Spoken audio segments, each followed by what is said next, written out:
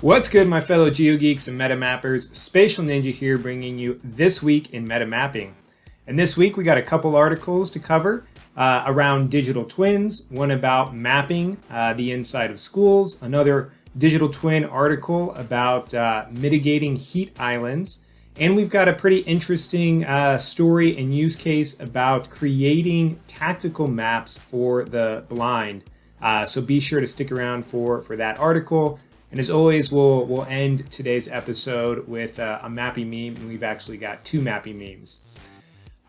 So before we jump into our articles this week, once again, be sure to follow our Meta World Maps MetaMapping YouTube channel.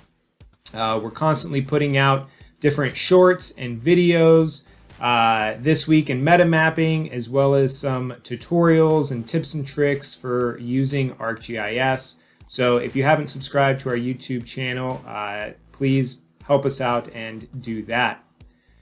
So let's jump into our first article here of the week. Digital twins in the fight to mitigate urban heat islands. So the effects of climate change were on full display this summer, with the past July being the hottest month of July in the last 174 years, according to NOAA. Extreme heat is bad enough, as we're all well aware of, and is only exacerbated in urban environments that are primarily asphalt and concrete.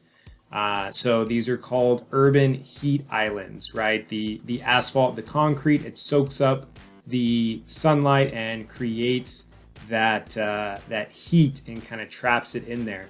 So at Cornell University, a team of researchers has been working on a project to hone in on these issues in New York City. The team has created a digital twin, which they're calling a tree folio, showing all the trees around the city and allowing users to simulate the shade provided by each tree's canopy, taking into account nearby buildings, right? So one way to mitigate heat islands is by covering all that asphalt with shade. Best way to do that is with trees. So setting up a tree folio, says here that their entry into the project began with some conversations with the New York City Parks and Recreation Department, which was about their 311 tree reporting and maintenance system. When they were early on in those conversations, the things that they were asking was about how they evaluate the current distribution of street trees and where those benefits are accessible. Basically just asking if that's a factor and how they make decisions in their operations.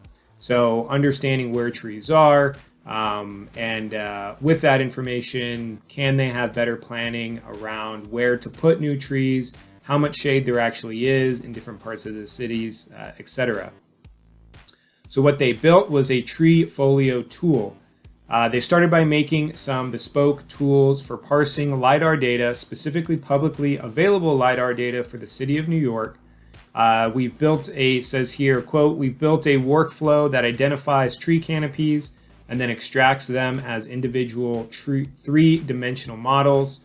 Then we've also built a simulation program that takes those models and loads in all of the buildings that are within a distance which can either be shaded by the tree or shading the tree that they're looking at. So they're also looking at 3D buildings, not just the LiDAR point clouds from the tree canopies.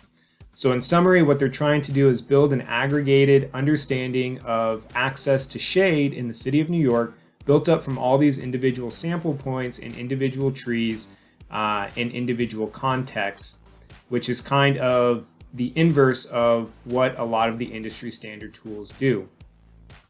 So building out this digital twin of the tree canopy.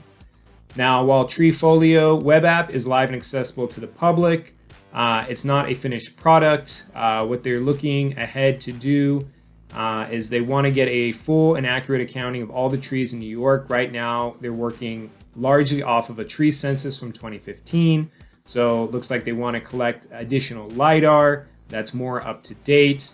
They hopes of having built this tool to help inform decision making. So once they have a more updated data set, now comes the value proposition of this, which is feeding that information into better planning for tree canopy. So great usage of GIS and creating these digital twins of tree canopy here. We could all use more shade in our cities. Next article here from GIS Cafe. Optilos announces technology integration with Open Tower IQ from Bentley Systems to streamline and automate cell tower inspection processes. Technology integration enables wireless carriers and tower owners to digitally transform and streamline cell tower inspections through a unique combination of visual data management, workflow automation, and AI-powered analytics. So Optilos is the leading provider in visual data management, workflow automation, analysis software for cell tower inspections, and they announced an integration with Open Tower IQ, a leading digital twin software for cell towers from Bentley Systems. The combination of Optilos and Open Tower allows companies to effectively manage every aspect of their cell tower operations using drone-collected data and digital twins to reduce operating costs, improve network performance, and optimize network technology deployments, and ensure as-built conditions match design specifications. So we've got one company here that will collect drone inspections of towers, working with a traditional kind of GIS, Bentley, and asset management system, and easily integrating the data sets into that asset management system. Says that Open Tower further builds on this capability by providing mount and structural analysis, allowing construction and RF tools to effectively model designs prior to construction and assess as-built conditions of the 3D digital twin. Yeah, so I think we're seeing a lot of this in the construction space, being able to use LiDAR, being able to use these BIM and 3D models to model out what something's going to look like and run if-then scenarios against that before actually constructing it, and then comparing the as-built versus the plan. Quote here, effective data management is critical to digitally transforming cell tower inspections. We're excited to seamlessly enable Optilos users to harness the power of digital twin models through automated asset detection, mount analysis, and construction drawing creation delivered by Open Tower IQ. So good to see companies working together, enhancing these GIS systems with data sets, especially these 3D data sets. Moving right along, our next article from ARC News. Detailed indoor maps help first responders during school emergencies. So when there is an emergency at school, an earthquake, an active shooter, it's imperative that first responders have detailed maps of campuses and indoor and outdoor spaces. It says here that not many schools, though, provide these maps to local public safety organizations, and this is what motivated Gregory Ballantine, the executive director of the Denko Area 911 District in Denton County, Texas, to map out all the schools in the regions. Here we can see some of that mapping. Denko 911, which serves roughly 800,000 people, recently collaborated with Esri partner GeoCom to put together detailed maps of their 86 K-12 schools in the area. The solution helps customers employ GeoCom services and software solutions to build GIS-based school maps to cover both indoor and outdoor campuses. The indoor maps conform to ArcGIS Indoor's information model and are created from a variety of inputs, including floor plan blueprints, 2D, 3D digital models, and on-site measurements and other maps. So kind of creating these digital twins of schools. So during an emergency, it's imperative for stakeholders to be able to share this information quickly and securely. And now the maps and apps, these indoor floor plans powered by ArcGIS Online, support this kind of seamless integration. So for example, GIS administrators of the local police department can enable location tracking with their ArcGIS Online org to ensure that all officers who are dispatched to an emergency are sending location tracks back to the organization using Survey 123 or field maps. So great article here. I've seen a few of these use cases, case studies of late of mapping schools specifically.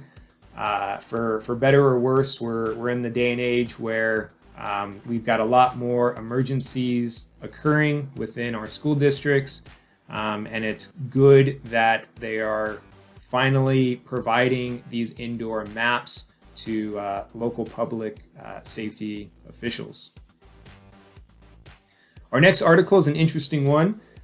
This was actually a presentation at the recent Esri user conference, and this is from ArcNews. Tactile maps built with ArcGIS help people who are blind gain spatial awareness.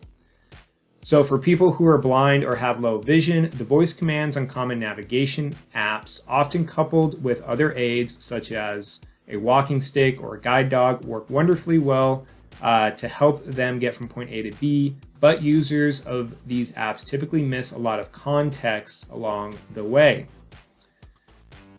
So in the Netherlands here, this land registry and mapping agency worked with Esri Netherlands and several local accessibility organizations and a handful of universities and academics to use ArcGIS to produce maps on swell paper that people with vision impairments can touch to get overviews or neighborhoods, regions, whole countries, and the world.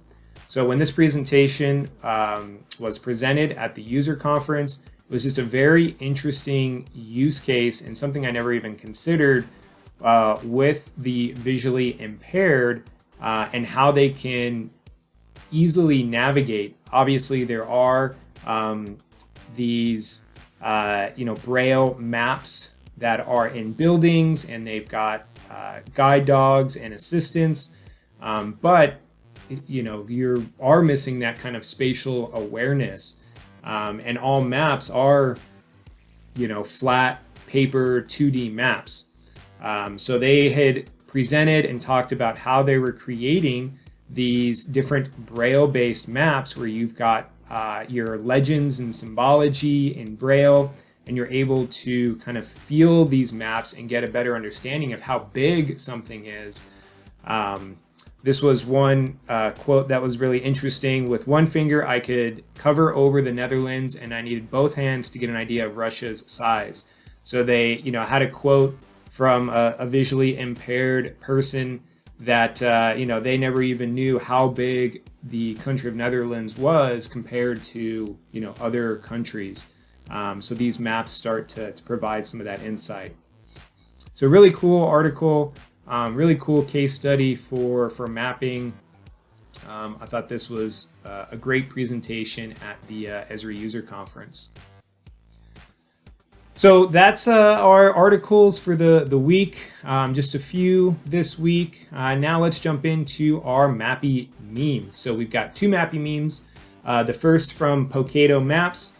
If we've all kind of recently seen the alien from Mexico, waiting for my raster clip to finish. I think we've all been there, waiting for some sort of geoprocessing tool to finish. Seems like it's happens in ages or doesn't finish at all. So I liked this MappyMeme, and we'll go ahead and repost it instead of retweet it. Our next MappyMeme here is from Matt Malone. It looks me searching every server for my important but poorly named GIS layer. Yep, also been there, not necessarily on the server, but just in my own contents and folder structure, trying to figure out what I named, what that layer was, looking in different geodatabases. So it definitely resonated with this MappyMeme as well. We'll like and repost this here as well. So those are our two MappyMemes of the week. Once again, thanks for watching this week in MetaMapping. If you haven't checked out our website, Meta World Maps, please do so. A lot of great information on here about some of our NFT projects and where we are going with those. We also have links to all of our social channels from our website. So be sure to subscribe and follow us on all socials. And once again, thanks for watching this week in MetaMapping. Please like this video before you head out today. And as always, stay mappy, my friends.